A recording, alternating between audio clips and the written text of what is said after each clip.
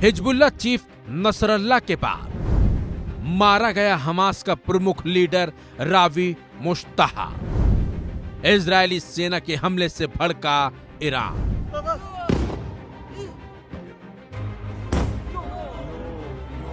Israel ने पहले Hezbollah chief Nasrallah को मार गिराया, इसके बाद उसके ठिकानों को कब्रिस्तान में तब्दील करने लगा। लेकिन इसी बीच इजरायल ने हमास को भी खत्म करना शुरू कर दिया है।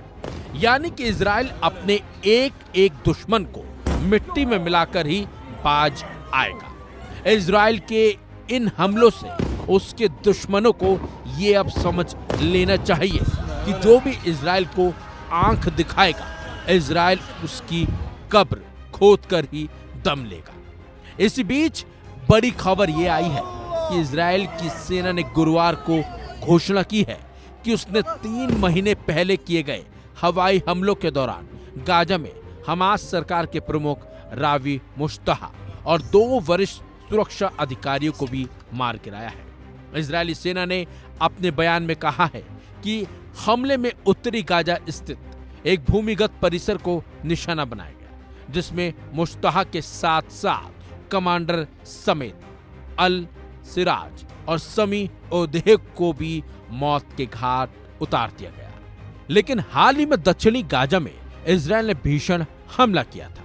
इजरायली सेना ने यह हमला ईरान की तरफ से मिसाइलें दागने के बाद किया था।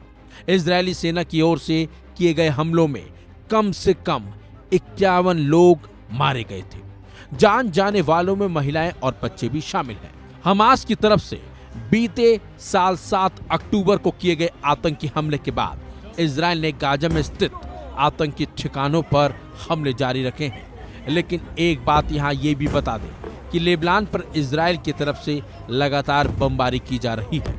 इजरायल की ओर से ताजा किए गए हवाई हमलों में कम से कम 6 से ज्यादा लोगों की जान गई है। इस हमले में 7 लोग घायल भी हुए हैं। न्यूज एजेंसी रॉयटर्स के मुताबिक बेरूत के बचौरा इलाके में गुरुवार सुबह संसद के पास एक इमारत को निशाना बनाकर हमला किया गया। ये लेबनान की सरकार के मुख्यालय पर सबसे करीबी इजरायली हमला है। खास बात तो यह है कि इजरायल की बमबारी सिर्फ गाजा तक सीमित नहीं है, बल्कि लेबनान पर भी इजरायली हवाई हमले जारी हैं। अभी ताजा हमले में बेरूत के बचौरा इलाके में संसद के पास एक इमारत को निशाना बनाया गया था, जिसमें कई लोगों की जान भी गई। यह हमला लेबनान के मुख्यालय के पास हुआ, जिसे अब तक सबसे करीबी इजरायली हमला माना भी जा रहा है। हालांकि ईरान ने इजरायल को धमकी दी है कि वो हर हमले का जवाब देगा। ऐसे में अब देखना होगा कि कब और कैसा हमला ईरान इजरायल पर करता है।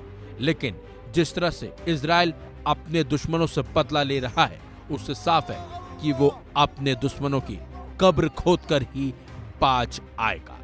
फिलहाल अब इजरायल के निशाने पर सिर्फ और सिर्फ उसके दुश्मन देश है।